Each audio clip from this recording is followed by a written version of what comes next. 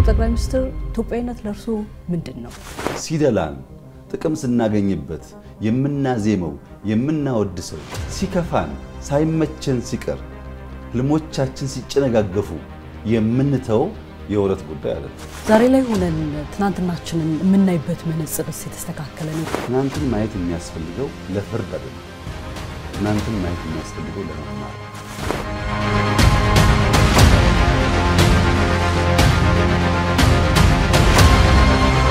ዛሬ ላይ ሆነው ይህ እርምጃ ትክክል ነው የሚል ሀሳብ አለው? አንዳንዶች ከእጃችን ላይ የግል ምንዳ ጠበቁ። ያ የጠበቁትን ምንዳ ከእጃችን ሲያጡ አቆረጡ። ኑ ሲባሉ ግቡ ሲባሉ አብረን እንስራ ሲባሉ ኑ የተባልነው 4 ኪሎ ነው ብሎ ያሰቡ ሰዎች ሳቱ። ይህ ብዙም የተለመደ አይደለም። በመሪ ደረጃ የሚደረጉ ክትሎች ሲያገኙና ይሄን ለምንድን ነው የሚያደርጉት? አድካሚ ነው ግን በጣም ደስተኛ ነኝ። ጀምሬ ያልጨረስኩት